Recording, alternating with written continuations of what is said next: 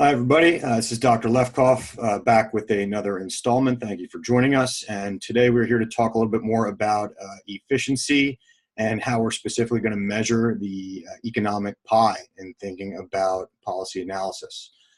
So first and foremost, let's just jump back and take a look at the definitions of these two concepts. So recall that efficiency we were defining here as the criteria that is really concerned with the size of the economic pie, and that when we're looking for efficient policies, we're looking for things that tend to maximize the size of the economic pie.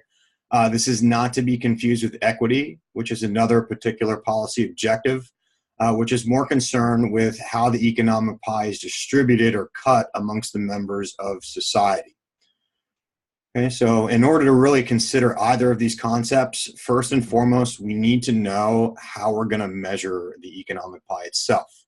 So we're going to develop a concept today known as total surplus.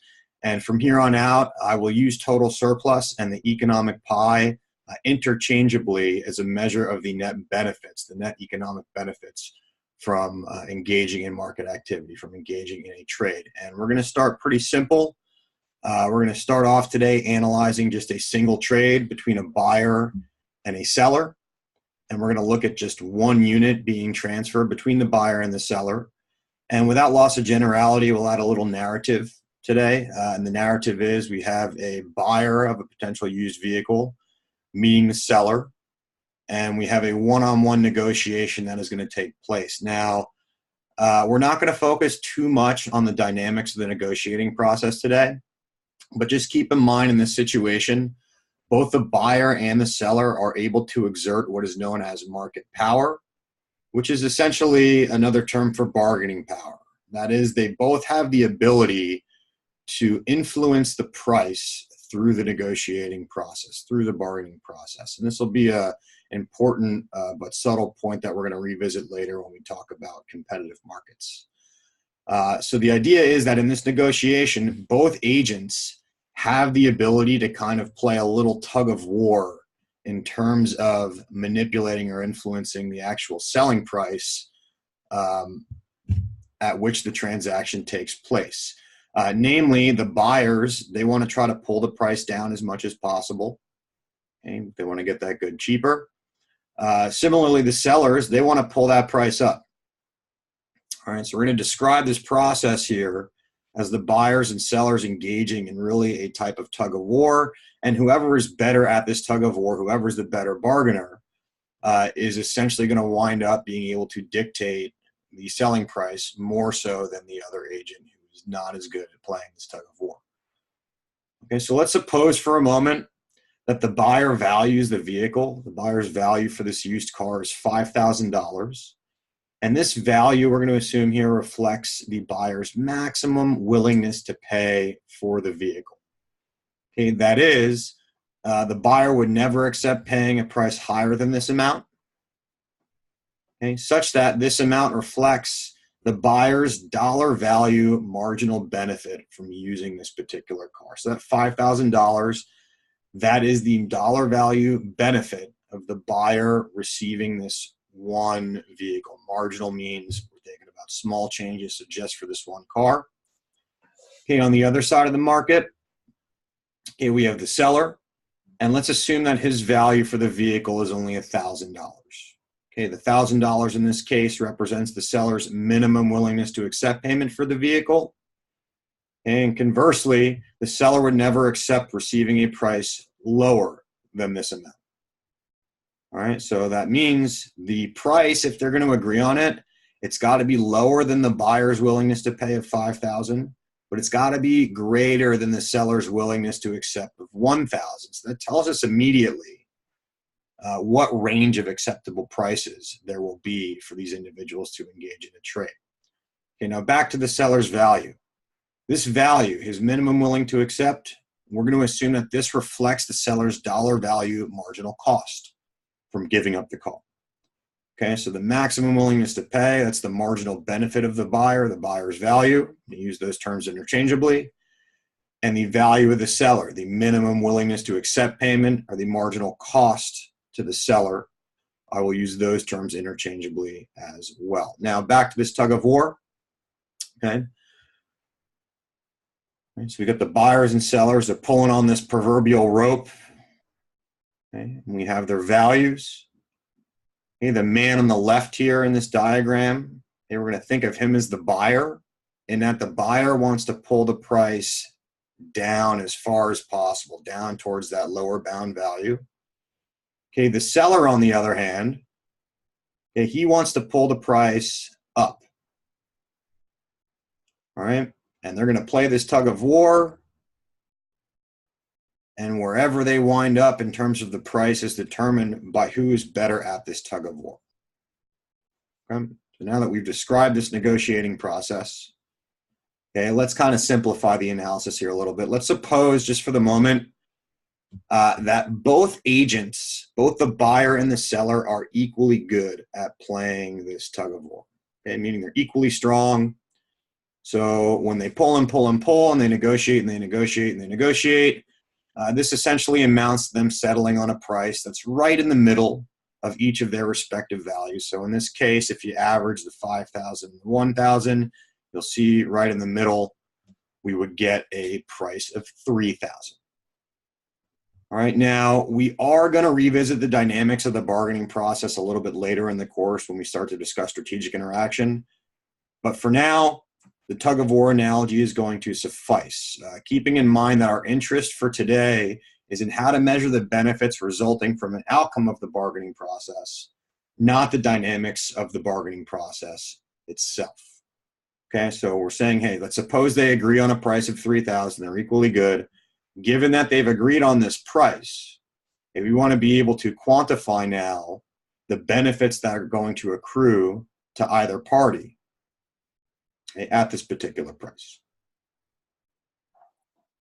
So, in order to measure the surplus, we want to first think about if this trade is going to be acceptable to these two agents. So first note that the selling price of 3,000 is acceptable to the buyer because it is below the buyer's $5,000 maximum willingness to pay. Similarly, the selling price of 3,000 is also greater than the seller's $1,000 value. And in fact, we argued earlier, as long as the price is between those values, 5,000 and 1,000, that they would both have something to stand to gain from going through this trade. So point being here, that at this price of 3,000, the trade is both mutually beneficial and mutually acceptable. It's acceptable because it is mutually beneficial. Okay, now we're going to think about quantifying how much each party gains. And the way we're going to do this, for example, from the buyer's perspective, okay, we're going to look at what the buyer was willing to pay, which was his $5,000 value. The maximum psychological reservation price that the buyer was willing to pay was $5,000, but he got away with paying less than that. He got away with only paying $3,000. So the net gain to the buyer is the value of what he received minus what it cost him. So in this case, the buyer's gain is $2,000. The buyer is $2,000 better off. Okay, and we're going to refer to this value that measures the buyer's gain as the buyer's surplus, also known as the consumer surplus. Similarly, we can measure the gain from the transaction from the seller's perspective as well. Okay, what's the seller's benefit? Well, he received $3,000 cash for the car, but he only needed one. So in some sense, the seller's quote-unquote profit here, and I'm going to abuse that term for a moment, is $2,000 on the trade, and the technical term that we're going to use to refer to the seller's gain, similarly to the consumer's surplus, this measures the seller's producer surplus. Okay, so given the values of the buyers and the sellers, given this tug of war, given that they've settled on a price, we can use that price and those values as reference points for measuring the buyer's gain, the consumer surplus on the right, and the seller's gain, the producer surplus here on the left. Okay, now, just to reiterate a little bit more about the consumer and the producer surplus. Okay, first and foremost, the consumer surplus is measuring this dollar value gain to the buyers. Okay, and we're going to think about that as really measuring the buyer's well-being that results from this transaction. Okay, so the consumer surplus value, This is how we're going to think about measuring the buyer's piece of the economic pie. Similarly, for the seller, the producer surplus is a dollar value measure of the seller's welfare from resulting or engaging from this trade. And this is how we're going to measure the seller's piece of economic pie. Okay, so notice we only have one buyer and one seller here. We're able to measure each piece of the economic pie, which means at this point, we could add all the pieces of the economic pie together. And if we do that, then we've now gotten a measure for the entire economic pie, which we're going to refer to here as our measure of total surplus. Okay, so when we sum the surplus over all the market agents, over all the consumers, all the producers, okay, the resulting value, which is the total size of the pie, since we've added up all the pieces, that is the total surplus. Okay, notice that the total surplus here of $4,000 means that just transferring this good, which was already produced, we didn't even make anything new. We transferred a good that already existed from one person's possession to another. That in and of itself has generated value here for society. And the net value generated is this $4,000.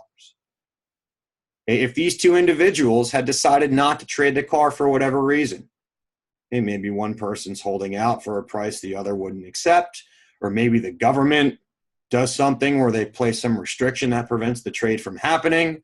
But point being, if these individuals decided not to trade, then society misses out on this $4,000 surplus pie from being generated.